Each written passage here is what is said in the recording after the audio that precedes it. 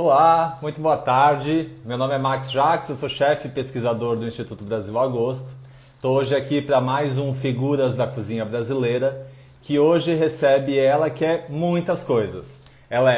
Tô colando, ela é viajante, professora, produtora, embaixadora, sommelier, comunicadora, curadora, confeiteira, empreendedora, mediadora e palestrante, além de pontual. Já me mandou aqui a solicitação. Hoje a gente conversa com a Carolina Oda sobre hospitalidade, cervejas brasileiras, inovação e mais um monte de coisa.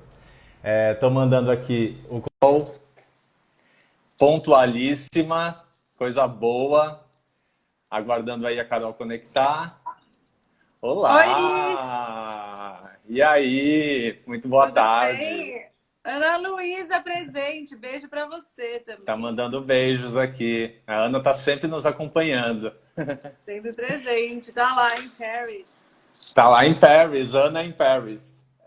Carol, obrigado por ter aceito o convite. Fico Imagina, eu que muito agradeço. feliz de te entrevistar. A gente que se conheceu aí antes mesmo de eu chegar no Instituto Brasil Agosto, né? Lá na minha terrinha natal, em Blumenau. Sim.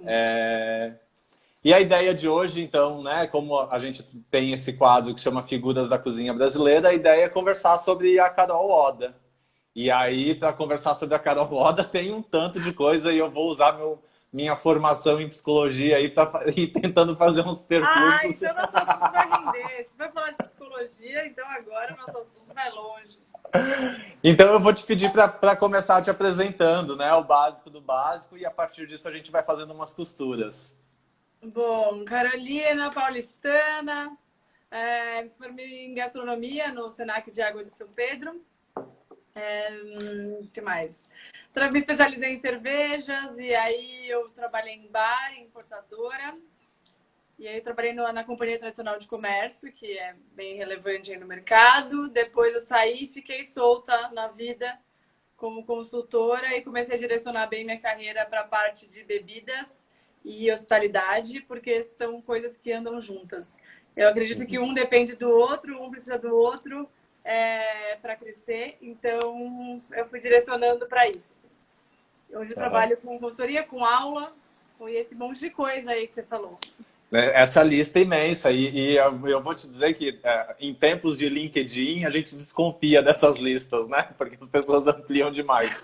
Mas a da Carol você pode acreditar, ela faz tudo isso mesmo e ainda tem essa figura plena, que eu, né, você pode ver que eu com metade disso tô com o cabelo arrepiado aí. Eu também tô Carol, olhando e falei, gente, olha, hoje eu tô com os cabelos meio também descabelado, mas tá valendo, tá valendo. eu juro que eu tentei, mas enfim, eu fui voto vencido aqui em casa.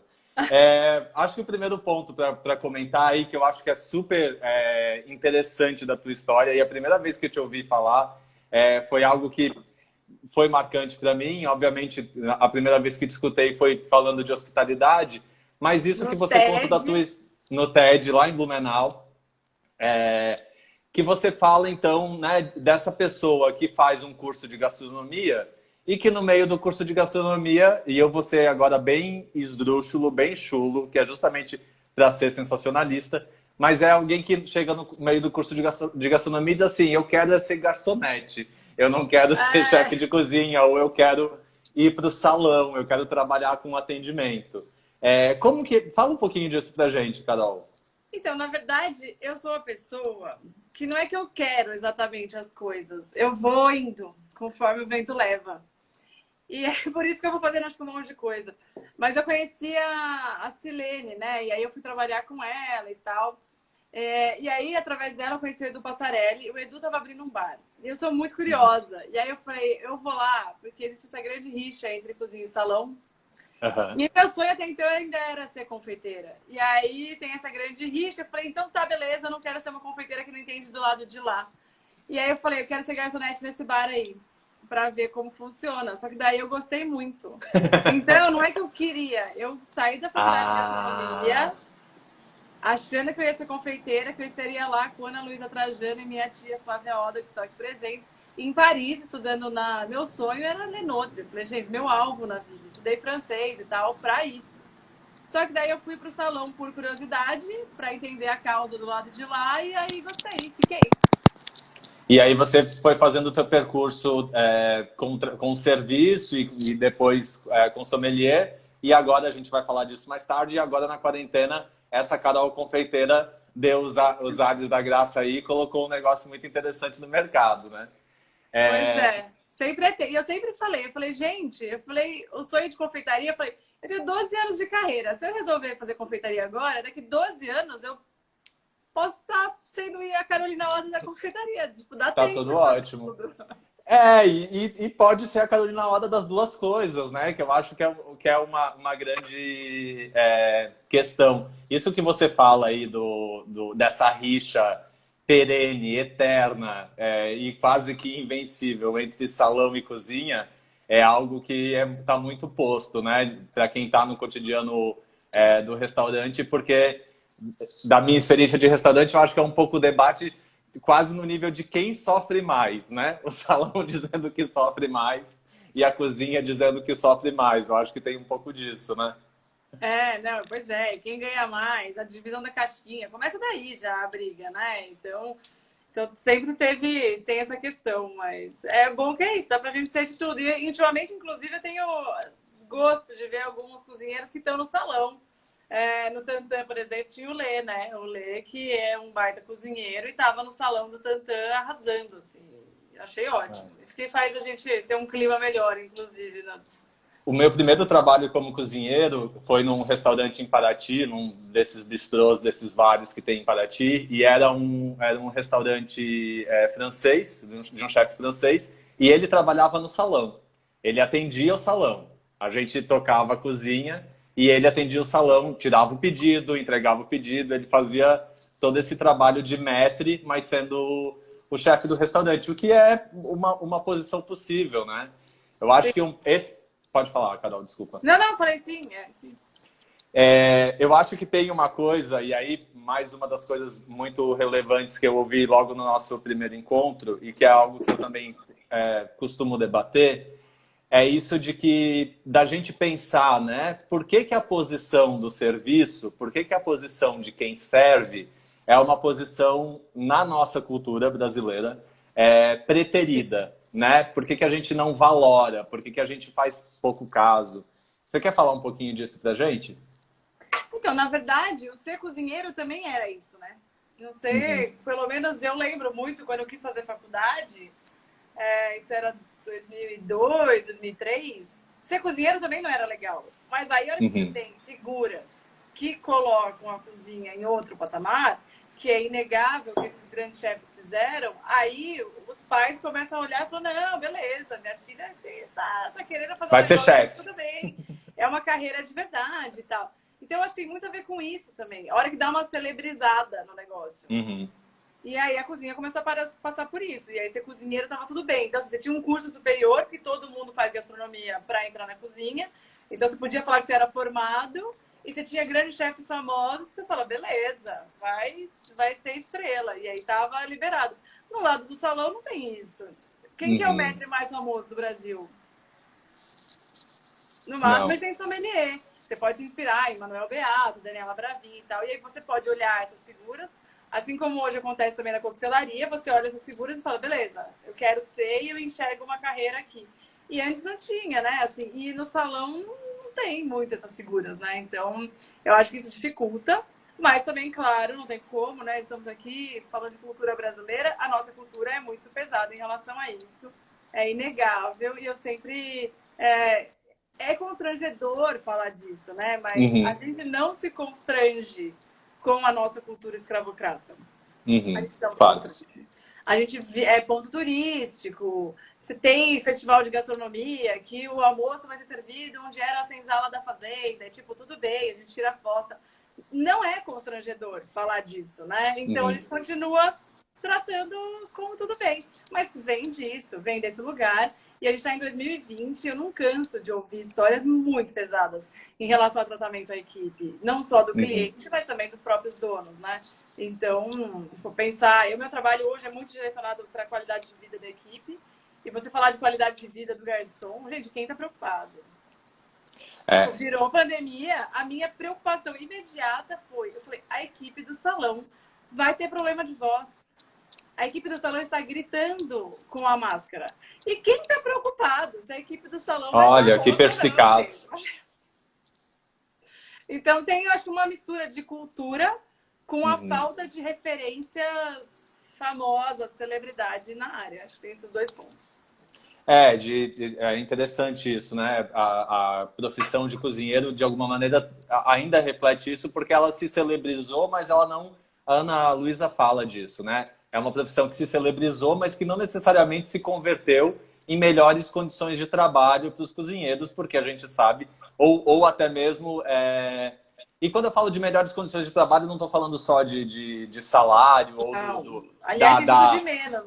Da ergonomia do lugar, eu estou falando de machismo, estou falando de assédio, estou falando de várias outras vertentes que assolam aí a prática dos prestadores de serviço de alimentação, né? Sim. É algo muito mais interessante isso que você pontua de realmente quem é a referência, o maître referência no Brasil, né? Para quem você espelha e quem dá essa visibilidade, né? Exato. Até quando a gente fez o programa da Band, o reality show, foi maravilhoso. Porque a gente colocou o garçom na televisão.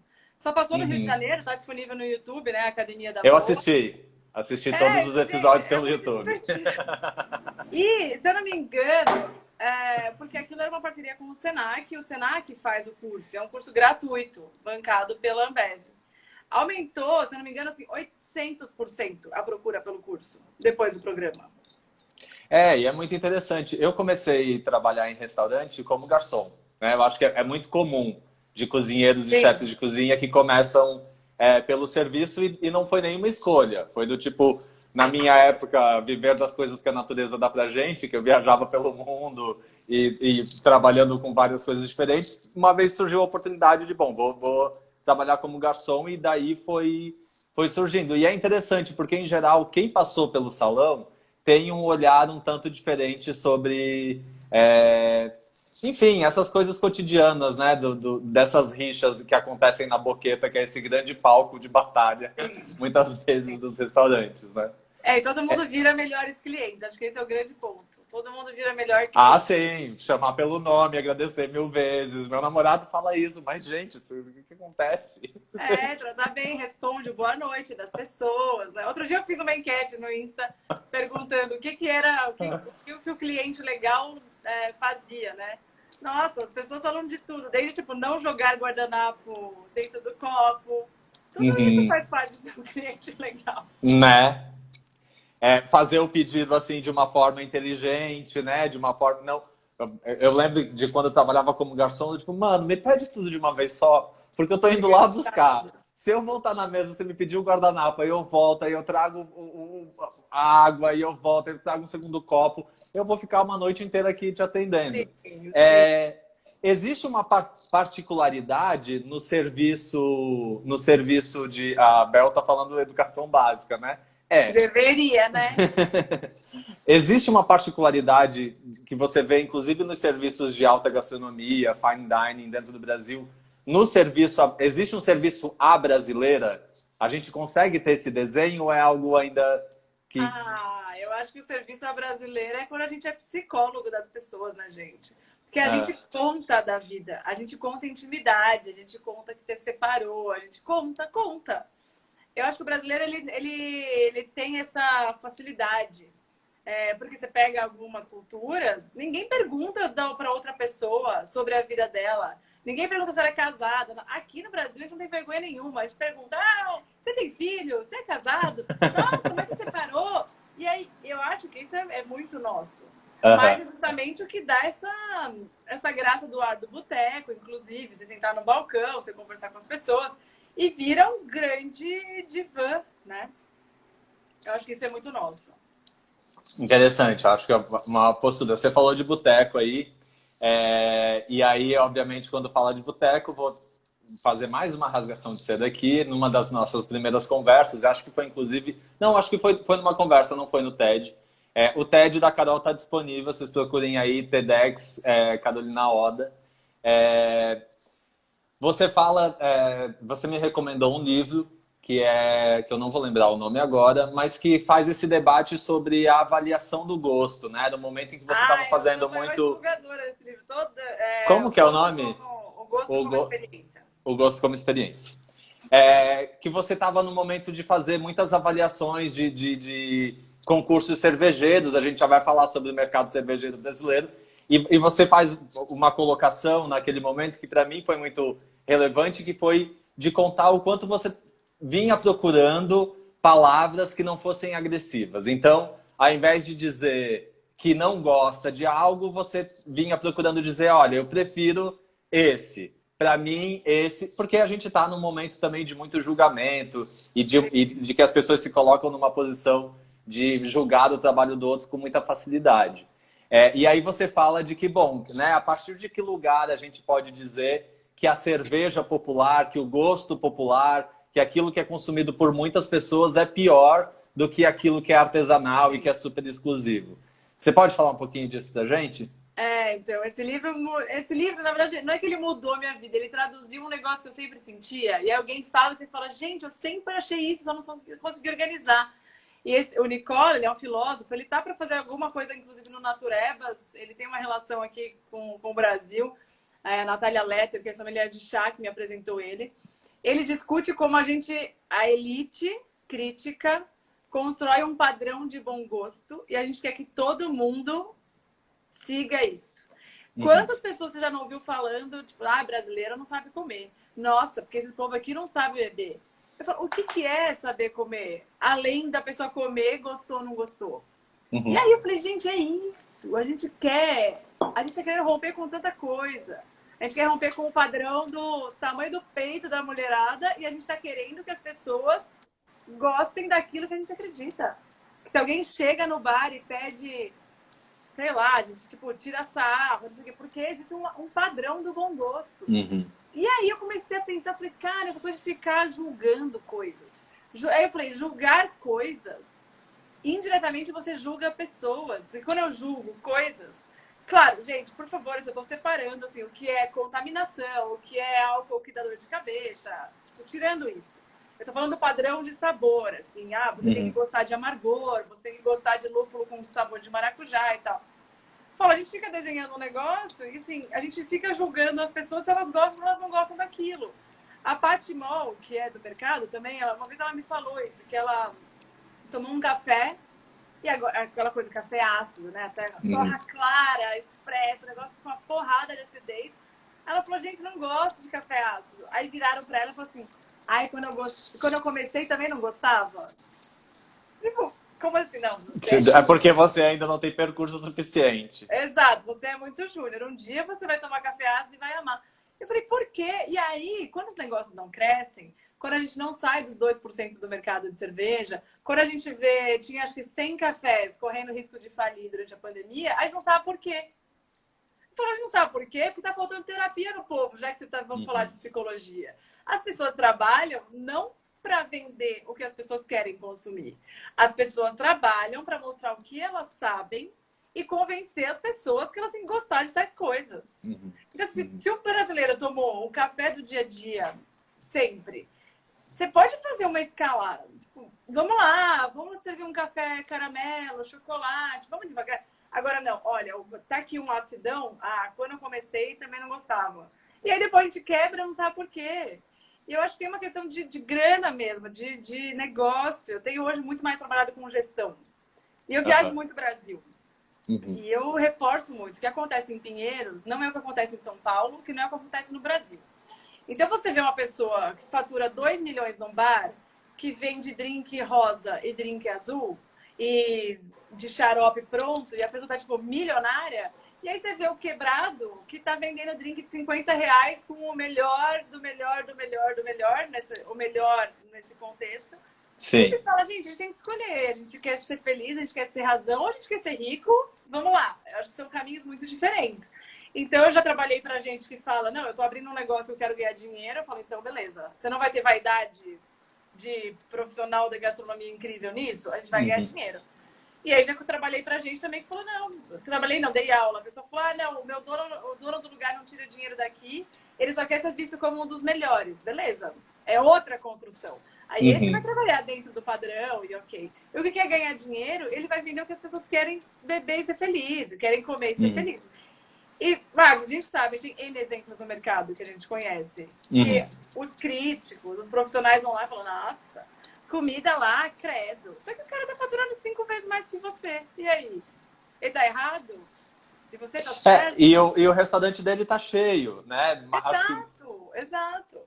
E aí o que eu E, falo para as pessoas é assim, quando vocês usam argumentos técnicos, que seja para avaliar líquido, avaliar cerveja, quando você usa um argumento técnico num universo que ninguém tem conhecimento técnico, o seu argumento técnico ele cai por terra. E o que vende mais é o copo mais bonito. uhum. O copo mais E, bonito vende muito mais do que o gin mais bem avaliado pelos 10 melhores especialistas do Brasil. Porque o as pessoas copo. não entendem o que a gente está querendo dizer, as pessoas não têm esse conhecimento, não têm essa bagagem, né? O copo mais bonito, a forma como está escrita no cardápio, né?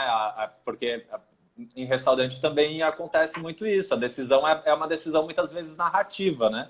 Então a Exato. descrição do cardápio é que acaba sendo o gatilho para a tomada de decisão do pedido do prato. Então acho que passa muito por ali. Essa forma de pensar, né? Isso que você aponta é muito importante quando a gente pensa a cozinha brasileira, porque eu sempre insisto nisso em quase todas as conversas que a gente tem aqui, porque eu quero que o máximo de pessoas ouçam isso, de que a gente ainda vende uma ideia, ainda reforça uma ideia, que é uma ideia lá de 1920 e anterior disso, de que a cozinha brasileira ela carece de uma domesticação. Ela precisa ser ajeitada, consertada, que aquilo que está popularmente na mesa do brasileiro, ele ainda não é bom o suficiente para alcançar todo mundo. Você percebe isso? Do Nossa, tipo, eu nunca tinha pensado nesse ponto. Que aí você vai é, lá, estuda técnicas, e aí você traz e aí técnicas brasileiras para conserta. comida brasileira, e aí... Aí você conserta a cozinha brasileira. Isso é muito discutido pelo Mário de Andrade em oposição ao Gilberto Freire. Tem um artigo que é um clássico que chama Tacacá com Tucupi, que o Mário de Andrade, que foi o cara, a primeira pessoa que vislumbrou um restaurante de cozinha brasileira para apresentar para os brasileiros um restaurante de cozinha brasileira. Ele vendeu esse projeto dentro da Secretaria de Turismo de São Paulo. Esse restaurante seria debaixo do Viaduto do Chá. Mantido pela Prefeitura de São Paulo, então um projeto super inovador que nunca saiu do papel, mas ele discutia justamente isso, né? Por que a gente precisa domesticar a cozinha brasileira? Então, ela tem que ser ajeitada, equilibrada, ela tem que estar nessa apresentação que é, de alguma forma, uma mimetização das técnicas que a gente referencia como técnicas importantes ou técnicas relevantes. E aí, nesse contexto, a gente negligencia as nossas técnicas e os nossos jeitos de fazer, né? Gente, maravilhoso. Eu acho que é o que o Pedro está falando aqui, ó. É um viralatismo total, né? É, A técnica indígena não é tão valorizada quanto a técnica francesa. exato. Né? Toda a complexidade de trabalho com que a gente faz a partir de uma única raiz, que é a mandioca, né? Toda a complexidade. É tecnicamente extremamente complexo, inclusive na produção de bebidas, e a gente bom, nem sabe disso, né? Nem A maioria sabe, dos cozinheiros imagina. com que eu trabalhei, se entregar uma raiz de mandioca, ele não sabe fazer a tapioca, que é ralar e esperar decantar. Então, a gente ainda, né, desde 1920, desde a Semana de Arte Moderna de 22, a gente está debatendo isso de alguma maneira, e ainda ficamos nisso. E isso tem muito a ver com paladar, isso que você fala de julgar o paladar, né? Por que que o brasileiro ainda fala da comida do Nordeste como uma comida pesada, uma comida que carece de uma cesta, que dá sono, o que é um completo equívoco, porque é meter tudo num balaio só, né? No Nordeste a gente tem ginga com tapioca, a gente tem camarão, a gente tem Tem frutos do muqueca, tem mar. bastidores e tem de tudo ali, né? É. E no universo das bebidas também, né? E aí eu queria entrar aqui, como você falou de boteco, eu queria entrar nas cervejas. E aí vou entrar por um viés que é mulher cervejeira ou mulher sommelier de cerveja. Recentemente a gente teve aí, sendo super noticiado, né, para o Brasil inteiro, uma grande polêmica Sim. falando de racismo, machismo e o mercado cervejeiro no Brasil. Comenta um pouquinho isso pra gente, Carol. E se eu estiver falando demais, você me abate com um tiro, porque quando eu começo a falar, ninguém Lógico para. que não, jamais. Aliás, eu falei que dá vontade de papear com você, né? Podia fazer uma depois, a gente pode continuar em paralelo. Tá bom. Mas eu acho que a gente está num momento muito bom do mundo, em que os valores morais, vamos dizer assim, estão sendo considerados nos negócios. A gente considera isso. E essa história da cerveja foi uma grande lição.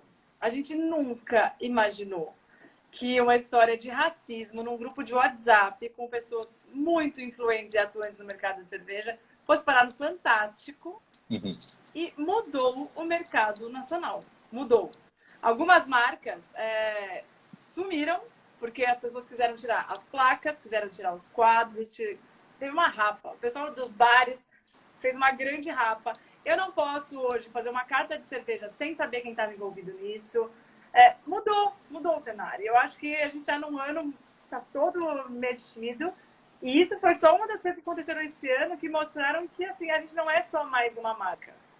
A gente é gente, a gente tem opinião, a gente tem nossos valores, tem nossos preconceitos e tal. E quando você traz isso, o seu consumidor ele se conecta ou não, e a sociedade está te cobrando coisas ou não. E eu acho que eu circulo muito entre categorias, né? Eu circulo entre cerveja, coquetelaria, café e tal. E o mercado cervejeiro, ele me cansou de certa forma. Por isso que eu me afastei um pouco. Porque essa dinâmica super elitista, essa dinâmica de que achar defeito é mais legal do que achar qualidade, que é o que eu falo quando eu dou palestra pra galera cervejeira, eu falo, a coquetelaria está correndo por fora, a coquetelaria vai tirar um espaço, tirar assim. Tem mais restaurante hoje no mercado de drink do que carta de cerveja. Sem Porque dúvida. a coquetelaria, ninguém tá cheirando copo, ninguém tá pondo regra. Coquetelaria, a galera segura o copo bonito, desfila na calçada, o ambiente dos bares é muito legal.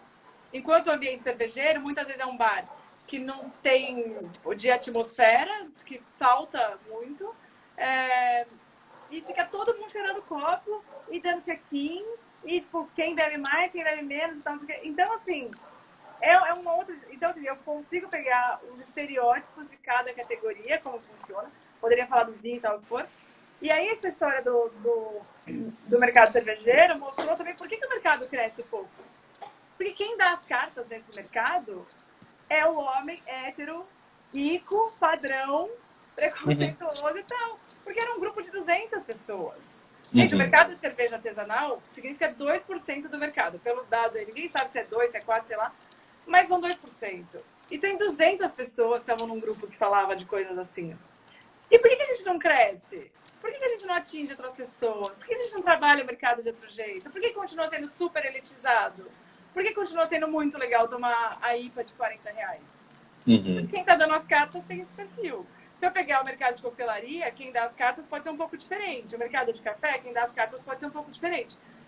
Claro, no padrão, vamos dizer, a gente sabe, né? Que o padrão... Sim. Sim, mas ele entende que tem jeitos diferentes ainda de trabalhar. Então, eu acho que é muito interessante isso. Eu queria que alguém pudesse fazer uns estudos, assim, umas análises sociais, juntando como mercados funcionam com dinâmicas de estereótipos principais de quem está inserido, sabe? De quem gere, né? De quem puxa esse mercado. De quem gere, né? De quem puxa esse mercado. Exato, né? Exatamente. Quem está puxando. A gente estava naquela movimentação do rolo machista cervejeiro, caiu a presidência da Associação Nacional. Eram 15 pessoas. Então, assim, a gente tirou 15 pessoas de uma presidência de uma associação. Então, assim, é realmente quem dá as cartas no mercado. Então, é muito significativo. E ser mulher nisso tudo, eu acho que dá para desenrolar muita coisa. Ó, a Nelly tá aqui também.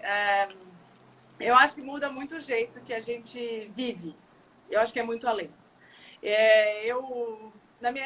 Para mim, muitos anos de terapia, né? A gente analisa muito Carolina Oda, pessoa física, pessoa jurídica. Eu acho que o mais difícil é o que isso interferiu na minha vida, pessoa física. Assim. Sem falar do óbvio, do machismo, a minha vida, pessoa física, funciona diferente. Eu faço fono e eu tenho um problema de voz. E aí eu conversei com umas amigas, me falaram assim: tem muita mulher com problema na corda vocal porque tem que baixar o tom de voz. Porque se eu chegar numa reunião com 10 homens e falar de uma maneira leve, delicada, eu sou atropelada. Então, a gente vira bruta. A gente está o tempo inteiro com a armada. A gente está o tempo inteiro preocupada com a roupa que vai pôr. Eu sempre quero estar menos. Eu não vou dar uma palestra com uma roupa que marca muito. Você vai usar o batom, não sei o quê. E aí isso leva para sua vida, pessoa física. Você tem uma armadura constante, assim. Então, eu acho que, saindo do óbvio, ser mulher nesse mercado, o mais difícil é você não virar um trator. 24/7, né? O tempo todo. Exato, exatamente. É muito difícil. É muito difícil, assim. Então, um dos pontos que interferem. Resolve. Tá o tempo inteiro preocupada com o jeito que você tá agindo e fazendo e tal. Acho que a gente ficou num delay aqui porque resolveram me ligar no meio da live. Acho que já retornou? É muito sensível isso que você fala. Como um chefe de cozinha gay, resguardados as proporções, uma coisa que foi muito debatido em análise para mim também é de que forma, em muitos momentos, eu preciso me masculinizar. Então, eu tomo cuidado do jeito que eu falo, alguma postura e tal, porque parece que tudo que se aproxima do feminino nessa estrutura que a gente vive é menos importante, degradante, menos relevante, você pode deixar de lado. Frágil. É frágil, né? E isso, as minhas colegas de trabalho, hoje eu trabalho só com mulheres, eu amo trabalhar com mulheres, minhas amigas, e enfim, é muito do meu universo. E as melhores cozinheiras com quem eu já trabalhei são mulheres, e inclusive eu costumo dizer que a cozinha brasileira é um universo feminino, apesar da gente ter aí as grandes referências dos chefes famosos. Quem constrói a cozinha brasileira no seu cotidiano, e tem feito isso ao longo dos séculos e dos milênios, são as mulheres, a partir da transmissão dessas tecnologias de geração para geração, dentro das suas cozinhas, nos seus quintais, nas suas roças. É assim que é. Acho que Pinheiros não reflete, né? E tudo bem com Pinheiros, a gente frequenta. Sim, só não representa o Brasil. Mas não representa o Brasil. Isso, né? Muito maior, muito maior. E você fez uma formação, então, para estudar... você fez uma formação de sommelier ou você já começou estudando cerveja? Como que foi, Carol? Eu comecei aprendendo com a Silene, que eu trabalhava com ela. Depois aprendi muito trabalhando no Melo Grano. Naquela época nem tinha curso de cerveja no Brasil. Primeiro curso de cerveja no Brasil, acho que a primeira turma se formou no final de 2010, começo de 2011. E eu trabalhava com cerveja já desde 2008. Então, a gente aprendia na prática. E a gente foi virando, né? Hoje em dia, o sommelier ficou uma coisa assim, o sommelier é quem tem o diploma do sommelier. Mas a gente já era... Eu sempre brinco com os alunos que valorizam muito o diploma. Eu falo, gente, existia vida antes. A gente já trabalhava como sommelier, mesmo sem existir diploma de sommelier. Então, eu fui aprendendo ali na prática. Então, quando o curso veio para o Brasil, eu já estava na importadora, já tinha uma carreira construída aí. E logo sendo chamado para ser professora, né? Eu aprendi, fiz a primeira turma que era só gente convidada, inclusive, para essas pessoas terem diploma e começarem a falar disso e tal. Então, mas aprendi vivendo. Assim como a maioria das coisas que eu sei, eu aprendi vivendo. De curiosa. Que vocês ficam perguntando como eu consigo as coisas, né? E aí, eu não leio um livro por ano. Eu não leio. É mesmo? Assim, gente, as pessoas falam... Eu já tive vergonha disso. E eu falei, não, eu entendi. Eu entendi. O meu jeito de aprender não é esse. Se eu for na sua casa e você tiver lido um livro e você me contar o livro, eu posso contar desse livro para sempre. Eu gosto muito de aprender com as pessoas. Então, o meu melhor jeito de aprender é convivendo. E eu tenho um círculo de pessoas considerável. Então, eu aprendi sobre cachaça com o Felipe Januzzi, com o Jean. Eu aprendi sobre saquê no sofá de casa da Ana. Eu vou aprendendo das coisas. Eu aprendi de vinho com ex-namorado. Tipo, eu vou aprendendo de tudo isso muito convivendo. Eu fiz mais curso livre. Então, é outra dinâmica que eu tenho de aprendizagem. Assim. É o que a gente chama muitas vezes na cozinha. Eu, de alguma maneira, sou... É isso também. eu já tive um pouco mais de cuidado, mas não sou graduado em gastronomia, não fiz o tecnólogo, e eu costumo dizer que sou um cozinheiro de carreira, que eu acho que é uma forma de a gente pensar essas formações, que é a formação de carreira mesmo, porque essas habilidades, por exemplo, a cozinha, elas são, além de uma profissão, também um ofício, né?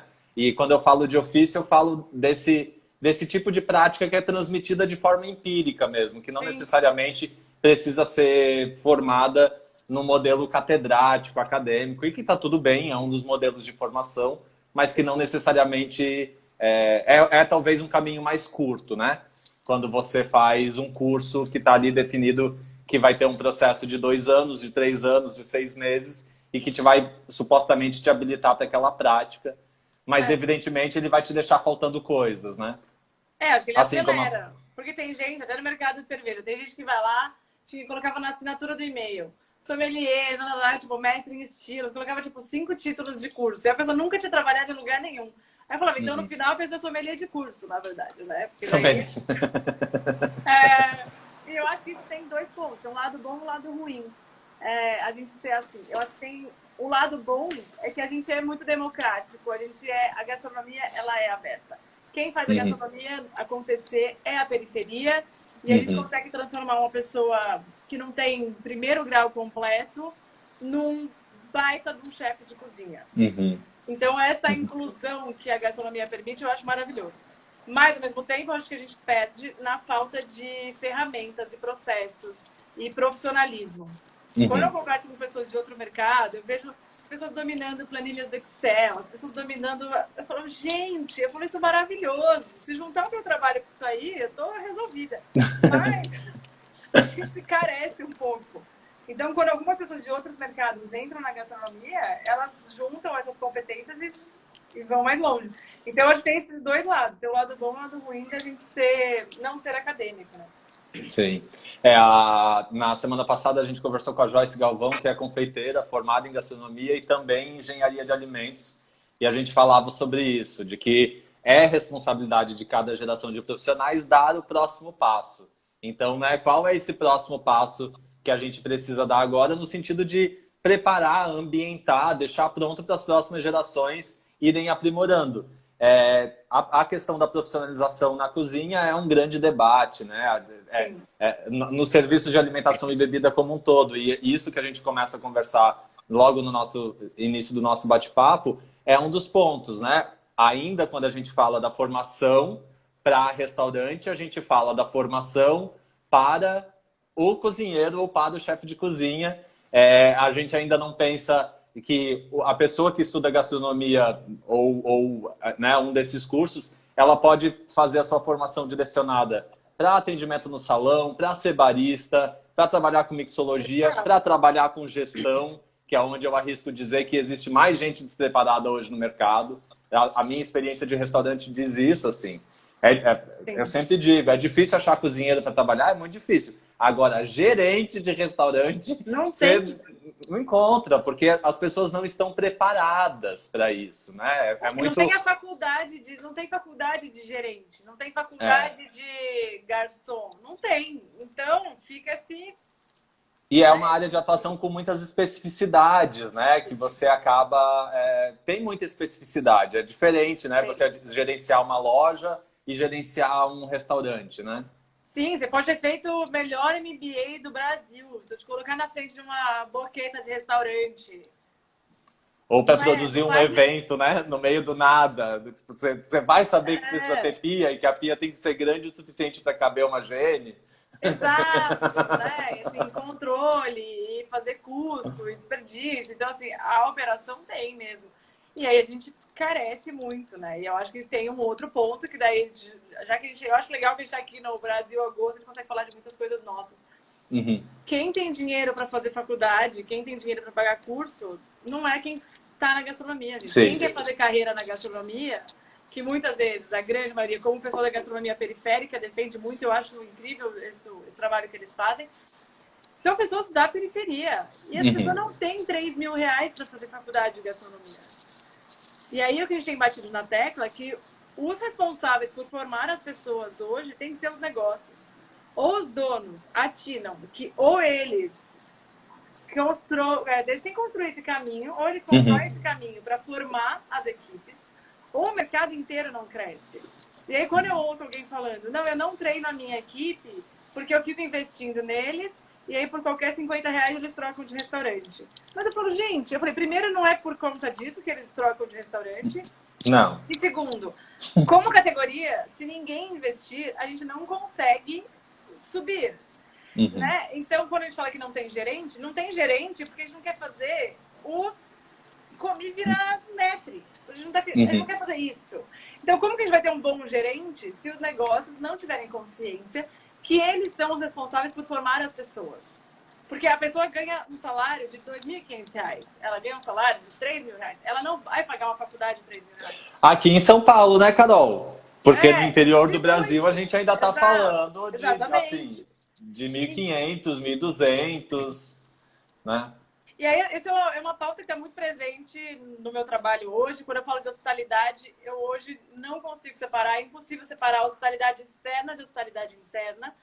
E por isso que os trabalhos de consultoria muitas vezes são complicados, porque eu preciso convencer internamente que ou a gente dá o exemplo de como trata a equipe, ou a gente investe na equipe, ou então o cliente também não vai perceber.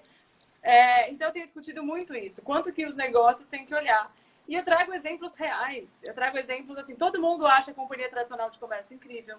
Todo mundo acha o grupo do Mocotó incrível. Todo mundo quer faturar o que o Mocotó fatura. Opa. Todo mundo quer ter 30 casas como a companhia. Todo mundo quer ser o Rodrigo Oliveira, né? Agora, o que essas pessoas fazem? Eles investem na equipe. A companhia tradicional de comércio, eu trabalhei com eles durante 4 anos. Eles investem. E eu conheço pessoas que eu encontro fora de lá e as pessoas me falam, tudo que eu aprendi na companhia. Quando a companhia me pagava para treinar a equipe do IC Brasserie para vender cerveja, um curso de sommelier de cervejas é no mínimo R$2.500, R$3.000. A companhia me pagava e eu formei a equipe dos ICs durante 4 anos. E eu encontro gente hoje no mercado de cerveja e fala, Carol, o que eu aprendi lá. Então, as pessoas que sonham ser a companhia tradicional de comércio, saibam que um dos grandes pontos deles é esse. Eles investem, eles fazem a pessoa entender que pode ter uma carreira lá dentro. Assim como o Rodrigo Oliveira, que investe em jiu-jitsu, yoga, saúde mental, meditação. Então, quando as pessoas ficam olhando esses negócios e acham tudo incrível, não é mágica. Eles cuidam das pessoas. E é muito difícil convencer donos, muitas vezes, que ele precisa cuidar das pessoas. Né? Que o empregado não é um inimigo que está a qualquer momento pronto para processá-lo e acabar com a vida dele. Porque, de alguma maneira, tem um pouco essa leitura também, né? Não tem milagre, gente. Não tem milagre. Não tem como você crescer o negócio. Não tem como você vender. Uma vez a gente entrou num negócio e aí não tinha treinamento nenhum. E aí a gente falou assim, vocês conhecem o cardápio? Aí eles falaram, a gente conhece o cardápio de comer o que volta da mesa do cliente. Um clássico de restaurante. Aí tá bom. Aí você quer aumentar a venda como? Como que você... O cara vai vender como, cara pálida? Ele vai falar o quê pro cliente? Ele vai descrever o prato como, gente? Ele não sabe pronunciar o nome da cerveja em alemão. A equipe não vai vender o que não sabe falar. Então, é uma questão, eu falo, às vezes é por questões de valor humano. Beleza? Vamos cuidar das pessoas, porque as pessoas são gente e elas merecem ser cuidadas. Ok. Quando não é por isso, vai por grana. Fala, olha, deu dados reais. Se a gente entrou, fez treinamento da equipe, não sei o quê, imediatamente aumentou 25% a venda de cerveja. Teve um projeto que a gente ficou 1 ano e meio, o faturamento deles foi de, sei lá, subiu R$200 mil de faturamento do lugar. Treinando a equipe, cuidando da equipe, colocando a equipe sentada numa mesa para comer o cardápio e entender aquilo que está vendendo. É básico, gente. É muito básico isso, né, que a gente está falando. Não deveria ser muito básico. É muito básico. É a história de... A vendedora de roupa não vai pegar a camiseta na mão para saber como que é a camiseta. O vendedor de carro não vai estudar aquele carro. Ele não vai entender daquela experiência. O garçom, ele precisa experimentar aquele prato, sabe? E quanto custa isso em matéria-prima? Matéria-prima, quanto custa você colocar a sua equipe para comer o cardápio inteiro? Ai, não, gente, esse prato aqui é mais caro, né? Mas é mais então caro. Deixa, esse não precisa. E é mais caro e é justamente esse que tem que vender, né? Que é justamente esse que vai jogar o ticket médio para cima. Exato. Então, assim, é uma falta de consciência, mas você vê que, assim, é uma barreira de visão mesmo. De visão de mercado. De que a equipe é o que ela é, assim, que não a equipe são escravinhos que estão ali, tipo, numa relação vertical. O Dagoberto do Baru me falou isso uma vez. Ele falou, ele não é brasileiro, né? Ele falou, eu sinto que aqui vocês têm uma relação vertical com a equipe. No sentido de o dono está acima da equipe. Ele falou, gente, é uma relação horizontal. Eu dou dinheiro, a pessoa dá trabalho. Eu dou dinheiro, a pessoa dá trabalho. E sempre tem uma visão de que, de graças a Deus, você pode trabalhar comigo. Como se estivesse faltando emprego na categoria. Eu falei, hoje, não sei se a Lua tá aí ainda, a pessoa recebeu 50 e tantos pessoas para irem fazer entrevista. Chegaram, sei lá, 15 lá. As pessoas nem vão mais à entrevista, porque emprego está sobrando na área, né? Então, não é por isso, né? E o Dagoberto é um grande exemplo, porque o Dagoberto é um desses chefes que eu já peguei ele mais de uma vez lavando a louça, enquanto o serviço do restaurante estava acontecendo, porque, bom, os cozinheiros estão ali fazendo a função dele, e o atendente está ali, e ele trabalha, é uma pessoa muito que trabalha para essa lógica da horizontalidade mesmo, e que a gente percebe nesse tipo de atitude, né? Exato, a pessoa pode não querer trabalhar pra gente, e tudo bem.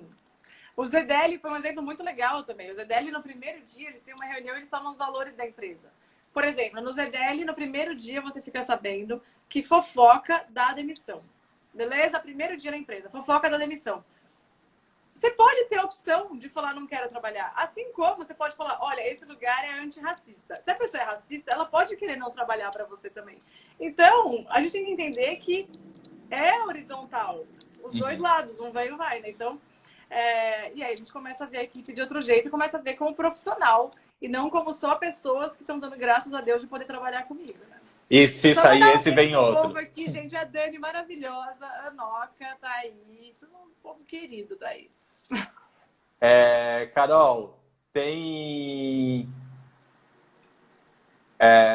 uma questão que eu tô vendo uma pergunta que tem aqui, mas a gente já abordou essa pergunta. A gente tá aí, o tempo voa, né? Então a gente tem mais 10 minutos. E aí eu quero falar de uma outra coisa agora, porque agora a Carolina Oda também é empreendedora e colocou Joaquim na torta no mercado, fazendo aí aqueles que não conseguem fazer pedido, porque eu sei que a fila foi imensa, senti muito desejo de comer essa belíssima torta de padoca, né? Essa torta de morango tão emblemática da cozinha brasileira, que surgiu aí no começo da quarentena. Conta um pouquinho dessa história, Carol. Gente, pois é, né? Torta de morango, ela é a minha sobremesa favorita sempre. E eu tenho uma relação muito de melhorar meu humor, assim. Eu tô num dia mal-humorado, sei lá, eu como a torta de morango e fico feliz. Off, eu sempre passava na off, eu passo na off e como a torta de morango e fico feliz. E aí, durante a quarentena, eu fiz outra, e teve gente que comeu e falou, nossa, Carol, mas tá muito bom e tal. E aí eu tava surtando, quicando dentro de casa. Aí eu falei, ai, gente, quer saber? Eu vou inventar esse negócio, vou vender no Dia das Mães. Vou vender umas 5 por semana aí, só pra eu me sentir produtiva. E aí eu falei, eu quero que as pessoas, quando comerem, sintam o que eu sinto quando eu como uma torta de morango. Que elas melhorem o humor delas.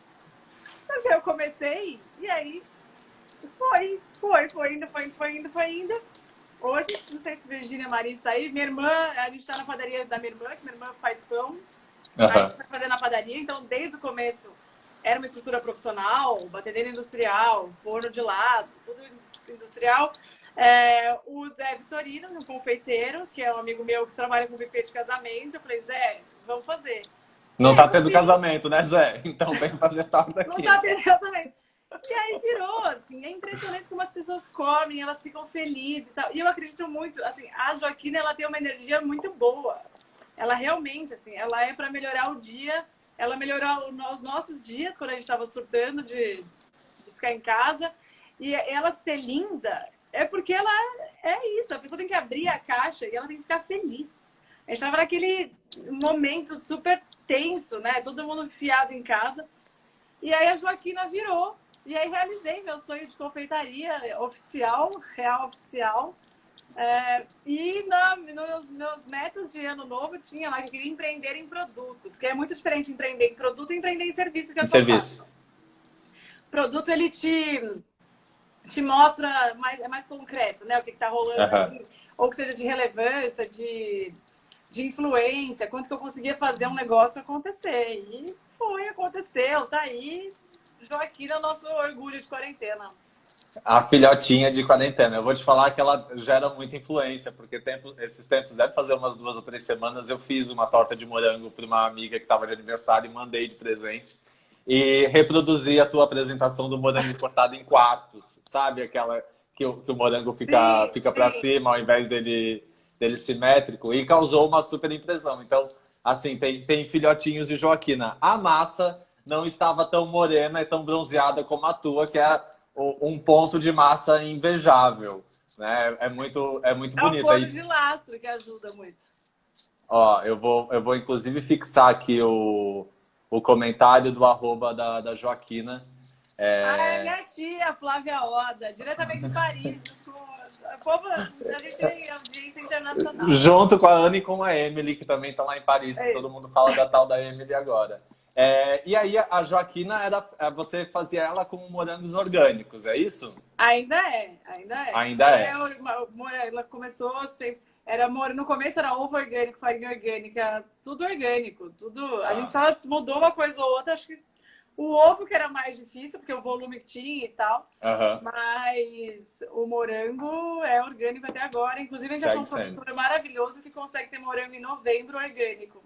Ah, então, eu ia te perguntar isso, porque o verão tá chegando, o morango tende a diminuir, e eu já vi que surgiu aí uma Joaquina de frutas amarelas que muito me interessou.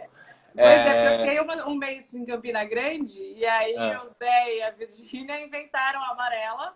Sucesso, eu achei ótimo. Falei isso, a Joaquina ela é livre. Cada um faz o que quiser, eles inventaram a amarela, dá sucesso. E daí a gente garante que se acabar o morango, a gente tem uma outra opção. Tem uma outra opção, Joaquina Freestyle.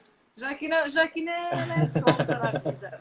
E tem uma história desse nome ou tem cara de Joaquina? Gente, meu nome é Ana Carolina Oda Joaquim. Olha! E aí, essa história é muito boa. Quando eu era criança, eu tinha uns 13, 14 anos, acho. 13, por aí. Minha avó tinha uma Singer, uma máquina de costura. E ela me ensinou a costurar. E eu fazia umas bonecas de pano. E foi meu lado empreendedora. E ela chamava Joaquina. Então, ela voltou agora, estava contando isso para uma amiga minha. Ela falou, gente, então a torta tem que chamar Joaquina. É a volta do seu lado empreendedor. Então, a Joaquina foi minha marca de bolsas e bonecas de pano aos 13 anos. E a Joaquina é a marca de torta, mas é o sobrenome da família portuguesa. Que eu sou mestiça, né, gente? Eu sou mestiça, tem uma mistureba aqui. Então, meu bisavô chama Manuel Joaquim, né? Pra vocês terem noção de quão português Olha só. Da família. E aí, Joaquim é o sobrenome da família. E aí, a Joaquina voltou aí também com o nome da marca e também com esse desejo lá de 2002 de ser confeiteira, né? Exatamente. Então, é por isso que ela é muito, muito forte aí, tem muito afeto mesmo nela. E reflete no sucesso que vem fazendo, né, Carol? Ainda bem. Ó, eu devo ter rasgado aí uns 5, 6 metros de seda, rasgaria muito mais. A gente está com um tempinho encerrando aqui. Eu queria ver, eu tenho uma pergunta aqui, Carol, que é... Vamos ver se eu consigo colocar na tela. Olha, gente, quem via 6 meses não sabia nem fazer uma live, agora já está colocando pergunta na tela. Todo. Aprender como aprendiz é maravilhoso. Existiria um jeito de ter isso de forma mais ampla? Isso que eu falei de aprender na prática, será? Ai, gente, acho que tem muita possibilidade de estágio. A gente tem que ser função, né? E eu acho que... eu tenho certeza. Um dos grandes segredos da minha vida, da minha carreira, são as pessoas que eu conheço. Eu gosto de gente. E aí as pessoas vão me convidando, vão perguntando se eu quero ir. E onde eu posso ir, eu vou. Vai ter aula não sei aonde. Ai, Carol, você pode ir comigo, fazer um serviço, não sei o que, de tal festa? Eu vou. Então, isso que eu falo de aprender com as pessoas é o que eu tenho mais de valioso na minha vida, é o meu networking. A minha rede de amigos e de pessoas da gastronomia e tal é o que fez minha carreira acontecer. Porque eu vou fuçando, eu vou me metendo, eu falo que eu quero ir um dia lá trabalhar com a pessoa. E aí eu Então, acho que isso é um E jeito vai, de criar. né? Você tem que fuçar. Gente, tem que sair de casa. Tudo bem que a gente tá com Não, sair de casa não, né? Agora não dá, mas... Entenderam? Entenderam, né, minha gente? Tem que se expor, dar as caras. Quem perguntar se quer, fala quero, vou. Não vai ter vergonha, não. Vai que vai. As pessoas gostam disso. E também, como profissionais, aí puxando um pouquinho para o nosso lado, eu como educador já, né, trabalhei em vários projetos sociais formando cozinheiros. Esse ano eu ando meio triste porque está tudo bem parado. Também tensionar o modelo de formação, né, que também a gente pode também Sim. pensar outros modelos de formação que não sejam ou só dentro da academia ou só dentro do restaurante, inclusive modelos de restaurante que podem receber estagiários de uma forma estruturada, que não seja só o cara que vai ficar cortando cebola. Então, exatamente, restaurante escola, né? é uma possibilidade, por exemplo. Então, tem muita coisa para fazer e essa é uma das riquezas do mercado, esse monte de coisa possível de inventar que a gente tem aí pela frente. Tem que ser cara de pau, gente. Seja cara Né? de pau na vida. Eu também sou meio desses. Eu vou acreditando e aí eu vou Tenho dúvidas, vou eu não fazendo. fiz faculdade de gastronomia, mas... Tá aí. Carol, muito obrigado. A gente Eu que está agradeço. encerrando aí, daqui a pouco começa a contagem regressiva. Quero te agradecer em nome da equipe do Instituto, em nome da Ana Luísa Trajano e em nome assim de quem é afetado por essas reflexões tão contundentes que você nos traz com tamanha leveza, que foi um comentário que a Érica fez aqui, que eu acho que é importante retomar. Do quanto é importante a gente ver essa força com uma leveza de alguém que claramente tem muito tempo de análise nas costas. Ah, gente, você vê, terapia. Gente, isso é outra coisa na vida. Faço terapia que salva a nossa existência. Facilita bastante coisa. Mas essa leveza é importante. Eu acho que até porque o nosso assunto, a gente tá falando de comida, né? A gente tá falando de comida e de bebida. E eu acho que esse nível de estudo que a gente tem, o único objetivo desse é trazer mais prazer pra vida, né? Se não fosse por isso, não tem porquê. Concorda que não tem porquê? Por subsistência, a gente poderia comer arroz, feijão, bife todo dia e tal. Mas a gente quer ir num nível de complexidade de sabor e de busca que a única coisa que justifica é a gente ter mais prazer na vida. Então tem que ser leve, gente, senão a gente perde o básico. Tesão. Perde o tesão, exatamente, né? Quando fica chato, não dá. Mas agradeço muito também, adoro o trabalho de vocês. Tenho orgulho aí de já ter feito trabalhos juntos, que venham mais. Ana Luísa, você está aí, também admiro muito a família. Muito obrigada pelo tempo, pelo espaço, pelo convite. Obrigada a todo mundo que está assistindo, um monte de gente querida aí que participou. Obrigadíssima. E peçam a sua Joaquina. A gente não faz merchan nesse canal, mas dessa vez eu sou obrigado. Um beijo, Carol. De quarentena, é quase social, ele nasceu, tá tudo bem. Um beijo, Carol. Muito obrigado. Beijo. Muito obrigado por Obrigada. quem assistiu. Até a próxima. Até. Tchau, tchau. Tchau.